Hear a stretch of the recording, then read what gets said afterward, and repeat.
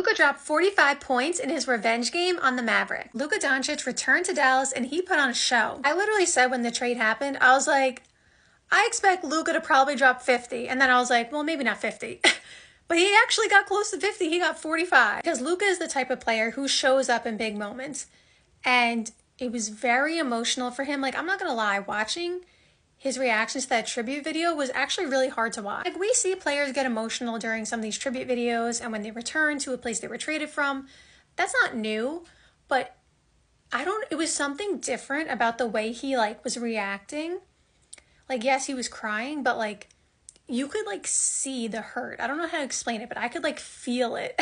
I could feel the hurt, and it was hard to watch because it felt like it wasn't just sadness. It was just so much pain, betrayal. I don't know how to explain it, but if you watched it live, you felt that too. So when I saw Luka react like that, although before, when the trade happened, I predicted that he would probably just go crazy because I thought he would just be really angry at the team, obviously.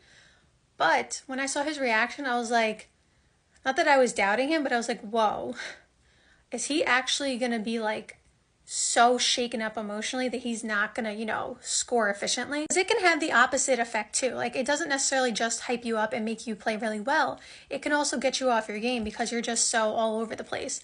But I think the fact that the Mavs fans were so they were so nice. Every time Luka touched the ball, they were cheering and going crazy, which I don't think has ever happened before. Literally every time. So Luka showed up and showed out, got 45.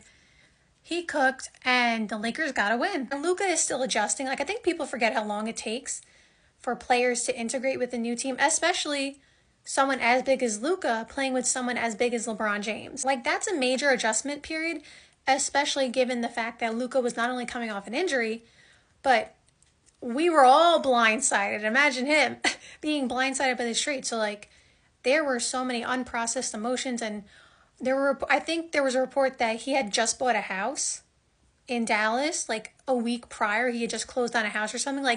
That's how you know that he was unaware. He's thinking, oh, we're about to move into this beautiful new house in Dallas and live our lives and have fun here and potentially retire a Dallas Maverick. And then a week later, if it was a week prior, whatever, you're traded. So I do think Luka, again, was really emotional, but he made sure to stay focused. He dropped 45. Can we shout out Austin Reaves, though? Austin Reaves has been incredible for the Lakers the second half of the season. Maybe rather just in the last month, I guess you could say.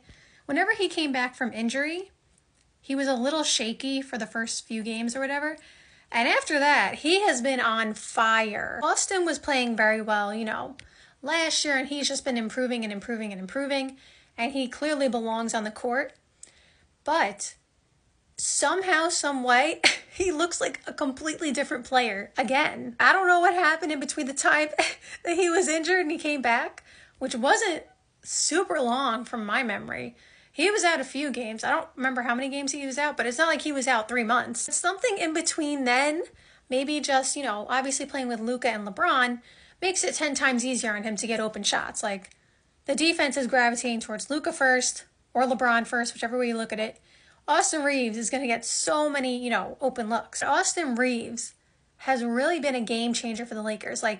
In my opinion, he's one of the biggest reasons that they have been winning at such a high clip right now and that they have the ability to win so many games. We all know what LeBron's going to do. We all know what Luka's going to do. Just the same way we all knew what LeBron was going to do before and what Anthony Davis would do. Although sometimes he was inconsistent, but you knew what Anthony Davis was. And I felt like the third option, whoever it was clearly always Austin Reaves, but Austin Reaves wasn't playing like this. And so what I mean by that is this gives them much more margin for error. If Luka's having an off night, I feel like LeBron doesn't, I know this sounds crazy, but I feel like LeBron having an off night doesn't matter because LeBron can still literally will himself to 30 if he has to. That's how crazy it is. Austin Reaves just gives them more firepower, especially given the fact that you lose someone like Anthony Davis, who is a top-tier defender, and also someone who is going to provide rim protection, and someone who, was averaging, I think, 26. And we know LeBron's not going to play top-tier defense, especially not at 40. And we know Luka is not a great defender. And so, like, they're going to need to outscore people sometime. They have some good defenders, like Jared Vanderbilt had been out for a long time, and that also hurt their defense for a while. He's finally back and healthy. Dorian Finney-Smith, good 3-and-D guy, very good defender.